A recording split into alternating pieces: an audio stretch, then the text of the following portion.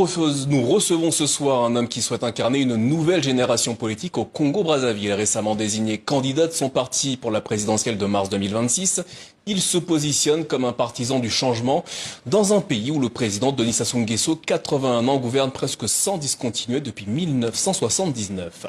Destin Gavé, bonsoir et merci d'être avec nous.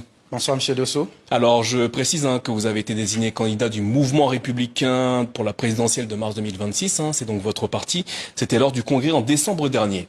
Alors, quelles leçons tirez-vous de votre soutien à Guy Parfait-Kolela en 2021 et comment est-ce que vous envisagez l'approche? Comment sera-t-elle différente pour la prochaine présidentielle? Alors déjà, ce qu'il faut dire, c'est qu'en 2021, nous n'étions pas prêts. Nous avons choisi de soutenir le principal opposant au président Denis Sassou Nguesso, donc Guy Parfait-Kolela passe son âme. Et vous estimez que vous êtes prêts désormais? Oui, nous sommes prêts parce que les 4 dernières années, nous sommes restés constants dans notre démarche pour le changement. Le Congo aujourd'hui est dirigé d'une main de fer par un pouvoir en perte de vitesse. Parce que comme vous le constatez, dans notre pays, les populations n'ont pas droit à l'eau, n'ont pas droit à l'électricité, n'ont pas droit à l'emploi, n'ont pas droit à un système de santé adéquat, les routes se dégradent. Donc vous comprenez que le pays est aujourd'hui dans une situation catastrophique. Voilà pourquoi nous venons devant les Congolais, en face des Congolais, pour leur proposer une alternative. Quelle serait cette alternative? L'alternative, c'est de dire qu'aujourd'hui, le PCT a démontré ses failles et ses limites. Le président Denis Sassou Nguesso, comme vous l'avez dit, dirige notre pays depuis 41 ans déjà. Et aujourd'hui, nous avons constaté qu'il nous a dirigés avec sa méthode, ses pratiques. Et nous pensons que ces pratiques sont arrivées à leur terme. Et donc, il est nécessaire aujourd'hui de pacifier l'espace politique, de donner le témoin à des nouvelles générations pour que nous puissions transformer notre pays. Alors justement, en parlant de pacification de l'espace politique, selon vous, la gouvernance électorale et le fichier électoral constituent des problèmes dans votre pays, la République du Congo. Qu'entendez-vous par là? Oui, parce que depuis 1992, nous n'avons jamais eu des élections libres, équitables et transparentes. Cette fois-ci, nous voulons avoir un dialogue franc et sincère avec le pouvoir pour discuter des conditions d'organisation d'une élection libre, équitable et transparente. Quelles seraient justement ces conditions pour vous? Il faut déjà commencer par la Commission nationale électorale indépendante. Cette commission aujourd'hui n'est pas paritaire parce que le pouvoir domine cette commission. La personnalité à la tête de cette commission n'est pas une personne crédible. Il faut regarder la question du fichier électoral. Le fichier électoral congolais aujourd'hui comporte près de 500 électeurs fictifs. Il faut regarder la question du plafonnement des dépenses des campagnes. Vous savez que le PCT puise dans les caisses de l'État pour organiser ses campagnes électorales. Donc il faut mettre un barème. Et toutes ces choses-là ont déjà été discutées bien avant à travers des concertations politiques. Malheureusement, aujourd'hui, le PCT n'arrive jamais à appliquer cela. D'où cette fois-ci, nous voulons que nous ayons un dialogue franc avec le pouvoir pour discuter de toutes ces questions afin que nous allions vers une élection libre. Est-ce que vous avez reçu des réponses de la part du pouvoir au sujet du dialogue que vous proposez ce soir? Jusqu'à aujourd'hui, le pouvoir fait preuve de surdité. Mais ça ne doit pas continuer ainsi. Le peuple congolais aujourd'hui a soif du changement. Et nous allons essayer de nouveau. Et si le pouvoir continue à s'entêter dans son chemin, le chemin qu'il a toujours emprunté depuis des années, à ce niveau-là, on lui demandera au peuple congolais de prendre ses responsabilités. Alors, l'opposition congolaise a souvent été divisée. D'ailleurs, il y avait une coalition qui a éclaté il y a quelques jours.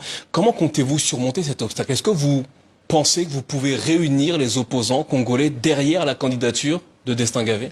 Mais déjà, il faut dire une chose, Monsieur Dosso. Une élection présidentielle, c'est un rendez-vous entre un homme et un peuple. En ce qui concerne l'opposition congolaise, c'est une opposition aujourd'hui qui est ultra divisée.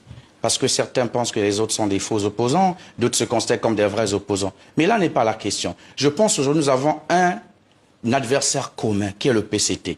Il faut se mettre ensemble. Il faut faire taire les égos. Parce qu'aujourd'hui, il suffit que le peuple congolais puisse voir un homme en face de Denis Sassou Nguesso, le président Denis Sassou Nguesso sera parti sèchement. Je ne dis pas que cet homme c'est moi, mais aujourd'hui nous sommes prêts, nous répondons aux critères. S'il faut que l'opposition aille vers des primaires pour désigner un candidat unique, nous sommes partants, mais au préalable il faut avoir des discussions. Voilà pourquoi au mois de juillet, nous allons lancer un cadre idéal de concertation entre la classe politique de l'opposition pour que nous puissions discuter et nous mettre d'accord sur des points qui peuvent nous faire avancer et surtout nous permettre de battre le PCT en 2026. Destin Gavé, au-delà de 2026, quelle est votre vision pour le Congo des 20 prochaines années? Quelles seraient vos 3 premières mesures si vous étiez nommé président prochainement? Alors, comme vous le savez, M. Dosso, la justice élève une nation. Nous avons un réel problème avec notre système judiciaire. Donc, il faut mettre en place des mécanismes d'une justice libre, qui sera rendu au nom du peuple congolais. Nous allons créer des emplois pour les jeunes. Parce que 70% des Congolais, des jeunes Congolais aujourd'hui, sont au chômage. Comment nous allons le créer? Nous avons 10 millions de terres arables dans notre pays. Nous allons permettre à ce que la jeunesse puisse trouver de l'emploi dans l'agriculture. Nous allons obliger aux multinationales de transformer 70% de nos matières premières sur place. Pourquoi? Parce qu'il faut créer un tissu industriel. Le Congo n'a pas le tissu industriel aujourd'hui. Et au-delà de ça, ce qu'il faut encore dire, c'est qu'il faut assainir les finances publiques. Il faut réduire le train de vie de l'État. Pour un pays de 6 millions d'habitants, on n'a pas besoin d'avoir 38 membres du gouvernement. Pour un pays de 6 millions d'habitants, on n'a pas besoin d'avoir 151 députés et 72 sénateurs. Il faut réduire ce nombre. Et je voudrais profiter, M. Dosso, puisque vous parlez des 20 prochaines années. Le président Denis Sassou Nguesso doit comprendre aujourd'hui que c'est un homme du passé.